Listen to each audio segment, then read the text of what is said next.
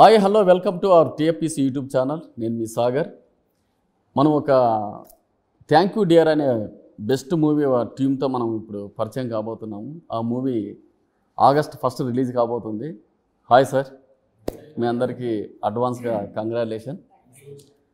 మొదటిగా నేను రేఖ గారితో మొదలు పెడతాను, ఎందుకంటే ఇందాక నేను ఆమెను గమనించాను. మనకు ఓల్డ్ హీరోయిన్ మాధవి గారు ఉండేవారు, అలాంటి చిలిపి కళ్ళు ఈమెలో కనిపిస్తుందని నాకు అనిపిస్తుంది. అందులో మన తెలుగు అమ్మాయి కాబట్టి సో హ్యాపీ అండి. మేడం, మూవీ ఎక్స్పీరియన్స్ చెప్పండి. ఇందులో మీ క్యారెక్టర్ ఎలా ఉండబోతుంది? సో దీంట్లో నా క్యారెక్టర్ పేరు జాను అండి. సో ఇందులో ఒక క్యూట్ బబ్లీ అమ్మాయి అల్లరి చేస్తూ హీరోతో ఎలా ట్రావెల్ చేస్తుంది అనేది నా క్యారెక్టర్స్. సో దీంట్లో వేరియేషన్స్ కూడా చాలా ఉన్నాయి, లైక్ ఎమోషన్స్ ఉన్నాయి దీంట్లో. సో ఆమె పడే స్ట్రగుల్స్ కూడా ప్రతిదీ చాలా ఇంపార్టెన్స్. దాంట్లో ఒక ప్రతి సీన్ కూడా చాలా ఇంపార్టెంట్. యా, సో మన డైరెక్టర్ గారు చెప్పినప్పుడే నాకు అనిపించింది ఓకే మంచి క్యారెక్టర్ చేస్తున్నాను నేను అని ఒక ఫీలింగ్ కలిగింది. అండ్ దెన్ వెంటనే ఓకే చెప్పేసాను నేను ఈ క్యారెక్టర్ కోసం. యా, అంటే ఇందులో హెబ్బా పెట్టర్లు ఆమె కూడా ఉన్నారు కదా, అంటే ఆమె క్యారెక్టర్తో కంపేర్ చేసినప్పుడు మీకు ఏమన్నా అంటే ఎలా ఉంటుంది ఇద్దరు క్యారెక్టర్? లేదు సార్, కంపారిజన్ ఏం లేదు. ఎవరి క్యారెక్టర్ వాళ్ళకి ఇంపార్టెంట్ ఉంది. ఒక పెద్దది చిన్న క్యారెక్టర్ అని ఏం లేదు. ఎవరికి ఇచ్చిన క్యారెక్టర్ లో వాళ్ళకి డిఫరెంట్ స్కోప్ ఉంది, వాళ్ళు ప్రూవ్ చేసుకునే స్కోప్ ఉంది. నా క్యారెక్టర్ కూడా అలానే ఉంది సార్. సార్ ధనుష్ గారు మీరేనా? సరే, నాన్నగారు శ్రీధర్ గారు, తర్వాత పెదనాన్న శ్రీహరి గారు, అంటే వీళ్ళిద్దరు ఇన్స్పిరేషన్ తీసుకొని మీరు ఇండస్ట్రీకి వచ్చారా? అవును సార్. అంటే ఎప్పుడు కూడా ఎవరు అడిగినా కూడా అది చిన్నప్పటి నుంచి నాకు పెరుగుతున్నప్పుడు మేము వాళ్ళ స్టోరీస్ వింటూనే పెరిగాము. మేము వాళ్ళు ఎలా కష్టపడి ఇండస్ట్రీలో వాళ్ళకంటూ ఒక పేరు తెచ్చుకున్నారో అవన్నీ వింటూనే పెరిగాము. సో ఆబ్వియస్లీ వాళ్ళే మాకు ఇన్స్పిరేషన్. ముఖ్యంగా మా పెద్దన్న గారు, అంటే ఒక నాకు కానివ్వండి, మా మా జనరేషన్ ఆఫ్ కిడ్స్, మా ఫ్యామిలీలో వాళ్ళందరికీ సినిమా అనేది తెలిసింది శ్రీహరి గారి వల్లనే. సో ఆయన ఎప్పుడు టాప్ పొజిషన్లోనే పెడతాం. ఎస్, సో ఆయనే మాకు ఇన్స్పిరేషన్. సరే, ఈ మూవీలో ఎలా ఉండబోతుంది sir me character? Thank you dear sir. So ఈ సినిమాలో నా క్యారెక్టర్ పేరు వచ్చేసి సత్యం సార్. సో ఒక సత్యం అనే అబ్బాయి ఒక గోల్తో ఉంటాడు తన లైఫ్లో. ఆ గోల్ని సాధించడానికి ట్రై చేస్తున్న టైంలో కొన్ని అడ్డంకులు తనకు వస్తాయి. సో ఆ అడ్డంకుల్ని ఎలా దాటుకొని అతను ఎలా రియలైజ్ అవుతాడు, లైఫ్ గురించి ఎలా రియలైజ్ అవుతాడు అనే కాన్సెప్ట్తో ఈ స్టోరీ రాశారనమాట శ్రీకాంత్ గారు. సో అది చాలా ఇంట్రెస్టింగ్గా అనిపించింది. ఇప్పుడు నేను ముందు తంత్ర అని ఒక సినిమా చేశాను. సో ఆ సినిమా క్యారెక్టర్ వచ్చేసి వెరీ మచ్ డిఫరెంట్. ఈ సినిమా క్యారెక్టర్ చూసుకుంటే చాలా చాలా డిఫరెన్స్ అనమాట. సో నాకు ఒక యాక్టర్గా మంచిగా ఎక్స్ప్లోర్ చేయడానికి కూడా మంచిగా హెల్ప్ అవుతుంది అని నమ్మి ఈ సినిమాని ఒప్పుకున్నాను అనమాట. మెయిన్గా క్యారెక్టర్, యా, అండ్ ఆల్సో మెయిన్గా కాన్సెప్ట్, సినిమాలో ఉండే concept unique concept. I think ఎవరు దాన్ని ప్రెజెంట్ చేయలేదు, ఈయన రాసి చూపించారు. సో సరే, డైరెక్టర్ శ్రీకాంత్ గారు, సరే ఈ థ్యాంక్ యూ డియర్ అనే టైటిల్ అంటే ఆ కాన్సెప్ట్ ఏంటి, ఎలా మీరు దాన్ని ఎస్టాబ్లిష్ చేశారు, క్యారెక్టర్స్ ఎలా మీరు క్రియేట్ చేశారు? అంటే జనరల్గా మనం ఒక వ్యక్తి ద్వారా మనం ఏమైనా సహాయం పొందామనుకోండి, ఓకే థ్యాంక్స్ చెప్తాం, థ్యాంక్ యూ అంటాం. ఆ థ్యాంక్ యూకి ఇంకొంచెం పక్కన డీర్ యాడ్ చేసాం, ఒక ప్రేమగా చెప్పడానికి వస్తుంది. అలాగే ఈ సినిమాలో ప్రతి క్యారెక్టరు ఇంకో క్యారెక్టర్కి థ్యాంక్స్ చెప్పాలి, థ్యాంక్ యూ చెప్పాలి. సో దానివల్ల ఈ థ్యాంక్ యూ డీర్ అని పేరు పెట్టాం. ఒక బర్నింగ్ ఇష్యూని, వరల్డ్ బర్నింగ్ ఇష్యూని కమర్షియల్ పాయింట్ ఆఫ్ వ్యూలో చెప్పామండి. ఒక ఈరోజు జరుగుతున్న ఒక భారతదేశమే కాదు ప్రపంచం మొత్తం మీద చూసుకుంటే దానివల్ల కొన్ని లక్షల మంది పిల్లలు చనిపోతున్నారు. దానివల్ల ఇంట్లో ఆడవాళ్ళకి ఎఫెక్ట్ అవుతున్నారు, పక్కన ఉండే ఫ్రెండ్స్ కూడా ఎఫెక్ట్ అవుతున్నారు. ఆ బర్నింగ్ పాయింట్ ఏంటి అనేది మీరు ఆగస్ట్ 1 థియేటర్లో చూస్తే మీకు అర్థమవుతుంది. దాన్ని ఒక సినిమాటిక్ వీలో కమర్షియల్ ఎలిమెంట్స్తో, ఇద్దరు అమ్మాయిలు, ఫ్యామిలీ డ్రామా, ఎమోషన్స్తో అట్లాగా స్క్రీన్ పై నడిపించాం. అంటే ఇందులో టీజర్ చూస్తే జస్ట్ మనకు కొద్దిగా హర్రర్, కొద్దిగా థ్రిల్లర్ లాగా అనిపిస్తుంది. హర్రర్ ఉండదు, సస్పెన్స్, క్రైమ్ కొద్దిగా అలా అనిపిస్తుంది. అంటే టీజర్లో అలాగా అనిపిస్తుంది. అంటే దీన్ని తీసుకొని మీరు సొసైటీకి కొద్దిగా ఏదైనా ఒక మెసేజ్ లాగా చెప్పబోతున్నారు? 100%. సినిమా అనేది ఖచ్చితంగా మార్పుకి పునాది అవుతుంది. ఎలా అంటారంటే సినిమా థియేటర్లో చూసి బయటకు వచ్చి ఒక్కడైనా కానీ అరే బాగుంది ఈ సినిమా అంటే చాలు. ఓహో. తన అనుకున్నది ఫీల్ అయ్యేసి దీనివల్ల పలానా సమాజానికి ఇబ్బంది అవుతుంది, ఇలా చేయకూడదు అనుకుంటే సక్సెస్ అయిపోయినట్టే మనం. Okay okay. అంటే అందుకు ఒక డైలాగ్ కూడా హీరోగా చెప్తారనమాట, చెప్పించాము. కొన్ని లక్షల కిలోమీటర్ దూరం కూడా ఒక అడుగుతున్న బిగిన్ అవుతుంది. సో మా కథను రాసుకున్న తర్వాత దీని ఒక దుష్రూపంగా చూపిస్తే బాగుంటుంది, సినిమాటిక్గా చూస్తే బాగుంటుంది. ఎందుకంటే ఈరోజు ఎంటర్టైన్మెంట్ అనేది ఫైనల్గా సినిమాని ప్రతి ఒక్కరికి, ఒక అమ్మాయి అబ్బాయి లవర్స్ పోవాలన్నా, ఒక ఫ్యామిలీ పోవాలన్నా, అన్నదమ్ములు పోవాలన్నా, ఫ్రెండ్స్ పోవాలన్నా, బర్త్డే పార్టీ చేసుకుంటారు, రకరకాల పార్టీ చేసుకుంటారు. అరే సరదా సినిమా పోదామరా అంటారు. సినిమాకి వచ్చినప్పుడు ఆ కమర్షియల్ వాల్యూస్తో పాటు అండర్ కరెంట్లో ఒక చిన్న సమస్య చెప్పామనుకో, ఒక బర్నింగ్ పాయింట్ చెప్పామనుకో, ఆలోచిస్తాడు. ఆలోచించినప్పుడు అరే కరెక్టేరా, మనం ఇది చేయకూడదు. నాకు జంజాల గారు బాగా ఇష్టం అండి. Okay okay. ఆయన కామెడీ మీద ఒక బర్నింగ్ ఇష్యూ చెప్తారు. అవును, ఎస్ కరెక్ట్. వరకట్నం ఇష్యూ అయితేనేమి, శ్రీవారి ప్రేమ లేఖ అని వచ్చింది. ఫన్నీగా జరిగిపోతూ ఉంటుంది సినిమా అంతా కూడా. అండర్ కరెంట్లీ వరకట్నం అనేది ఆ భూతం, వరకట్నం భూతం ఎలా సమాజాన్ని పీడిస్తుందని చెప్పారు. అదేవిధంగా ఒక పిస్నారివాడు అహనా పిల్లంట, అని ప్రతి ఒక్కటి ఒక అదే మన ఏమన్నారు మన శంకర్ గారు, అవును శంకర్ గారు అపరిచితుడు కరప్షన్ గురించి కమర్షియల్గా ఎలా చెప్పారు.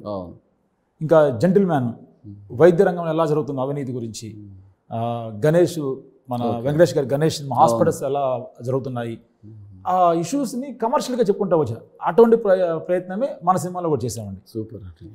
ఖచ్చితంగా ఫ్యామిలీతో చూడాల్సిన సినిమా ఇది. ఓకే. ఈ సస్పెన్స్ థ్రిల్లర్ అంటే ఇద్దరు అమ్మాయిలు లవ్ సరదాగా ఉంటుంది, ఫ్యామిలీ డ్రామా మెసేజ్ లాగా సొసైటీలో ఖచ్చితంగా అన్ని ఎలిమెంట్స్ ఉంటాయండి. Okay sir. ప్రొడ్యూసర్ బాలాజీ గారు, సార్ మీరు ఈ మూవీకి ఏదైతే మీరు ఫైనాన్షియల్గా అన్ని అందిస్తూ అట్ ద సేమ్ టైం మీరు ఒక సాంగ్ను కూడా దీనికి అందించారని తెలిసింది. అంటే ఈ సాంగ్ ఒకటేనా లేకపోతే ఇందులో ఏమైనా క్యారెక్టర్స్ కూడా చేస్తూ? ఏం లేదు సార్, ఓన్లీ సాంగ్ ఒకటే ఇచ్చాను. అది ఎలా సార్, ఎలా మీకు ఎక్స్పీరియన్స్ అయింది? సాంగ్ అనేది ఎలా పుట్టుకొచ్చింది? అంటే ముందు నుంచి ఉంది, సాంగ్స్ రాస్తూ ఉండే. ఓకే. సో అలాగా ఈ సినిమాకి కలిసి వచ్చింది, ఈ సినిమాలకి తీసుకొచ్చేసాం సాంగ్ని. ఓకే.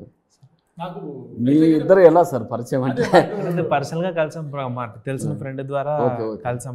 ఆఫ్టర్ ముందు చాలా కాలం తర్వాత ముందే కలిసాము.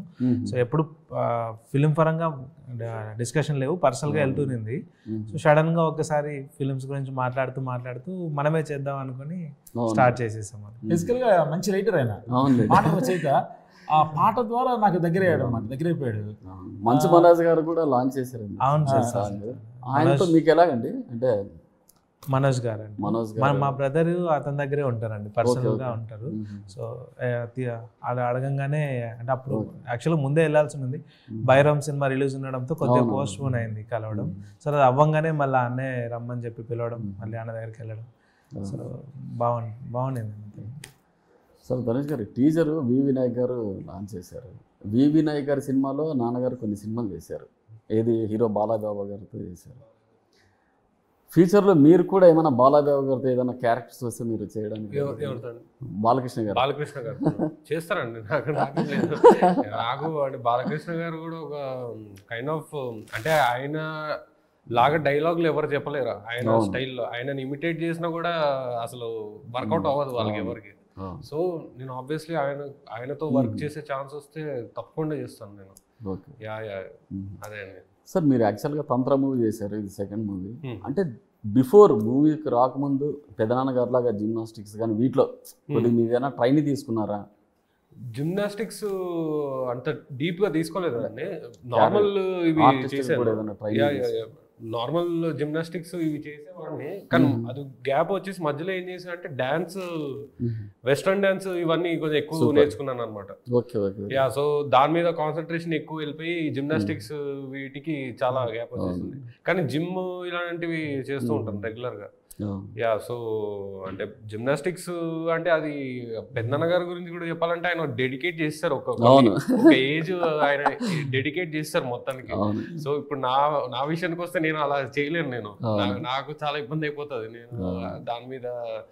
బట్ ఎప్పుడైనా చేద్దాం అనుకునే ఉన్నాను నేను.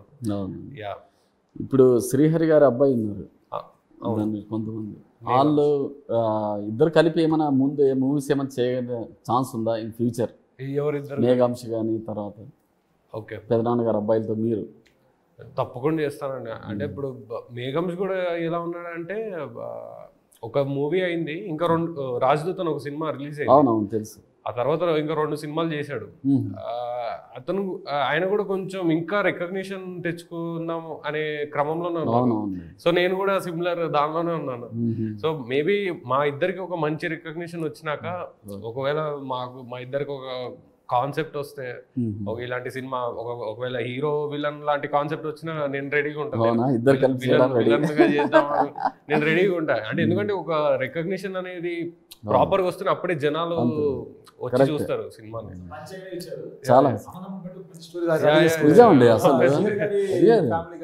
ఎందుకంటే గతంలో శ్రీహరి గారును ఇద్దరు కలిసి చేశారు. ఇప్పుడు ఆయన శ్రీధర్ గారు ఇద్దరు కలిసి చేశారు. అలాంటిది చేసి ఒక సినిమాలో ఇద్దరు కూడా ఉన్నారు.